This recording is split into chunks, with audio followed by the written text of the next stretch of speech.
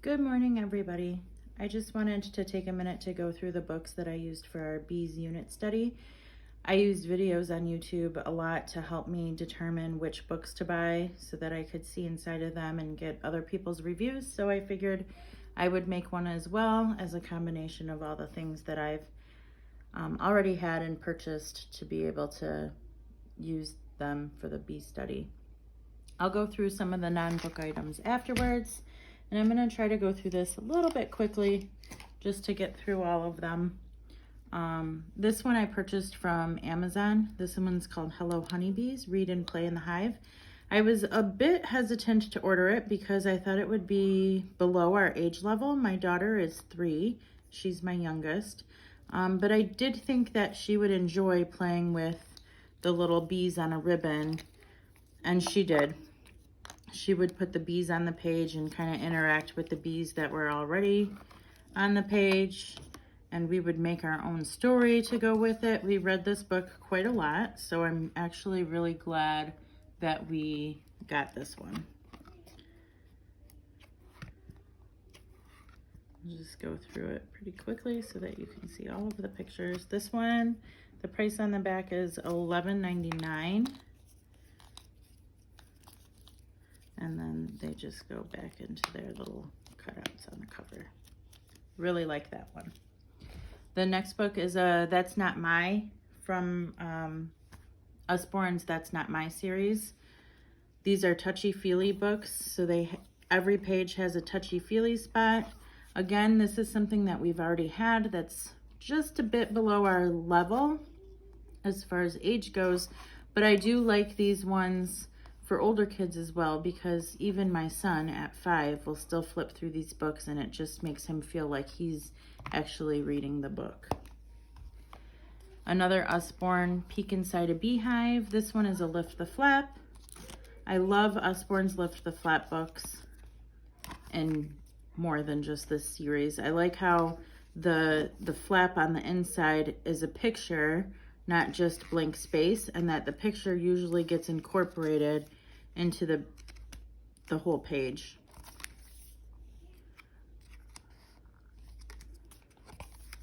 And these ones are just gorgeous books. Makes learning fun and interactive.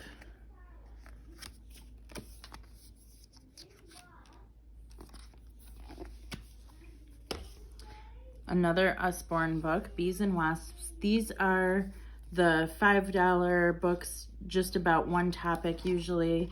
They're full of information.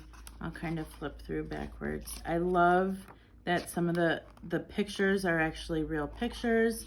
My son liked that this one mentioned wasps, and it got us a little bit off the bee topic and into wasps and even spiders from here. We did read this one front to cover in one sitting, so it's doable. The next one, Honeybee. This one actually came out of a package of 4 books made by Scholastic. So I'm not sure if these ones can be purchased, as it doesn't have like its own SKU number. But I did like this book because of some of the pictures, very lifelike pictures that some of the other books didn't have.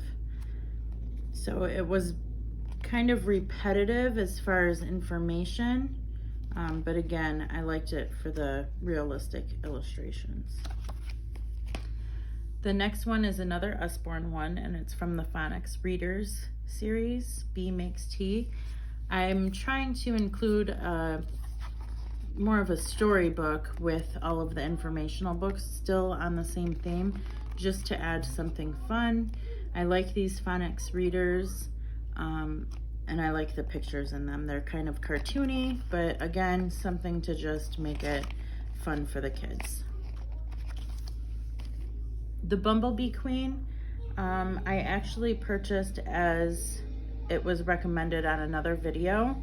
And the reason why I liked this one, it's illustrated, the pictures aren't real pictures, but it's illustrated well.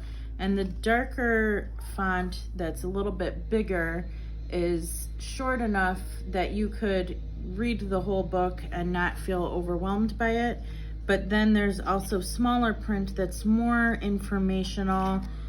And I pretty much skipped the smaller print when we read through it because, again, my kids are 5 and 3. But if my son had asked a question while we were on a page, I might read just that one page to get some more information. And so I like that it's pretty obvious of which information is extra, and you can make the story shorter by skipping that part. Another Usborne book, Why Do We Need Bees? This is another Lift the Flat book, and we honestly didn't get into this one too much because we had the other one and we just didn't get to this one. But I do love the Lift the Flat books. I love the pictures in this. It's a little bit more informational than the previous one about the beehive. And I'm sure that we'll enjoy this one in the future. So I don't feel bad about missing it because I know that we will get to it later. This one, Give Bees a Chance. I can't say enough about this book. This is now my son's new favorite book. Words and Pictures by Bethany Barton.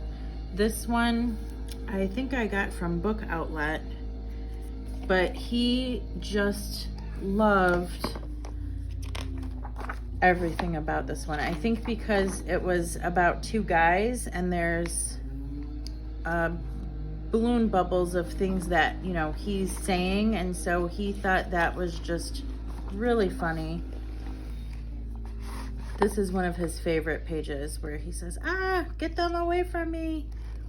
But he asked for this book to be read probably every day.